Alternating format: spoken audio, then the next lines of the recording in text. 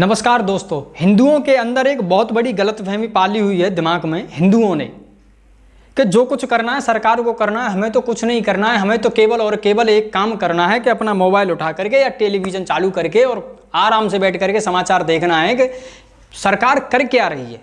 अगर कोई संसद में कोई बिल लेकर के आती है, चाहे वो भारत के पक्ष में हो, आप उसका समर्थन नहीं करते हैं और विशेष वर्ग सड़कों पर आकर के उतर करके उसका विरोध करता है, चाहे वो भारत के पक्ष में हो।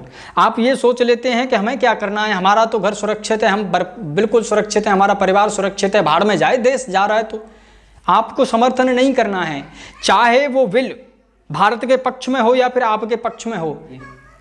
हमारी मानसिक स्थिति इस तरह की बन चुकी है कि जो कुछ करना है वो सरकार को करना है, हमें तो कुछ नहीं करना है। योगी करेगा, मोदी करेगा, अमित शाह करेगा, बीजेपी करेगी, आरएसएस करेगी। ये आरएसएस, बीजेपी, बजरंग दल ये कब तक क्या करेगा, जब तक आप निकल करके सड़कों पर नहीं आएंगे।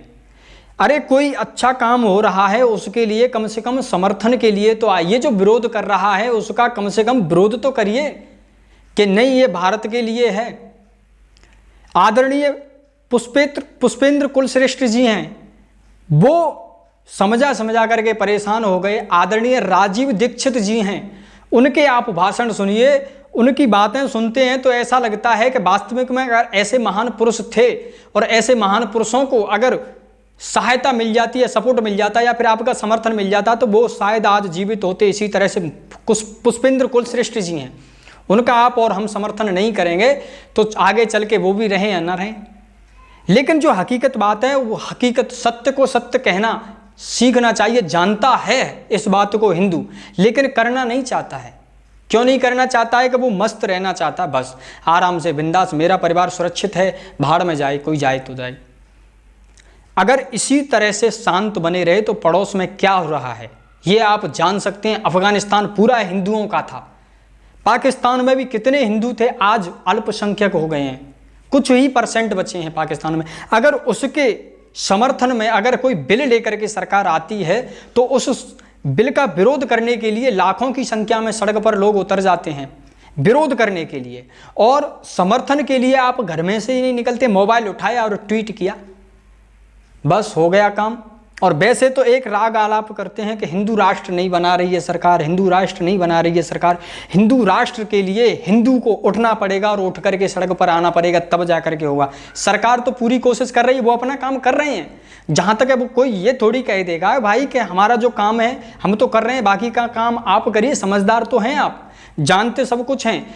इसी तरह से कुछ सदियाँ बीत गई हैं, जिस समय पर महाराणा प्रताप, शिवाजी राजे भोसले और हमारे ऐसे वीर राजा थे, पृथ्वीराज चौहान, कई ऐसे राजा थे, उनके समर्थन में कोई राजा ऐसा खड़ा नहीं होता था जो कि मुगल आक्रांता जब उन पर आक्रमण करते थे तो बैठ करके शांत देखते थे कि दोनों का निर्णायक हो क्या रहा है, कौन से का निर्णायक युद्ध होगा, इस युद्ध में कौन जीतेगा, कौन हारेगा, कौन विजयी होगा।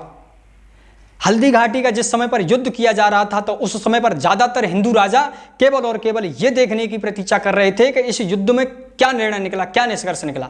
जबकि हल्दी घाटी के युद्ध में महाराणा प्रताप ने युद्ध किया था, अकबर की कमर तोड़ दी थी।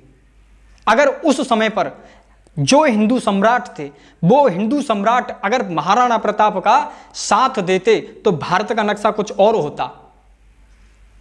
झांसी की रानी लक्ष्मीबाई का साथ नहीं दिया, गद्दारी कर करके उन्हें मरवा दिया गया। अगर उस समय पर झांसी की रानी का साथ मिला होता तो 57 में ही आज़ादी मिल जाती। इसी तरह से अगर आप अभी भी एकत्रित नहीं हुए तो आप मुट्ठी भर हैं, कुछ नहीं कर पाएंगे। आप बेशक कहते रहना कि हम बहुसंख्यक हैं, लेकिन भारत के अंदर धीरे धीरे करके कई ऐसे राज्य हैं जिनमें हिंदुओं का दमन हो गया है, और जहां पर हिंदू अल्पसंख्यक हो गया है वहां पर देवी देवताओं की रथ यात्रा या फिर देवी देवताओं की पूजा करना भी कठिन पड़ जाता है। ये आप और हम देखते रहते हैं, समाचारों पर देखते हैं, लेकिन कोई किसी का विरोध नहीं करता है, शांत आंखें बंद करके और सच को स्वीकार कर लेते हैं। बोले जो हो रहा है होने दो, हमारे तक कुछ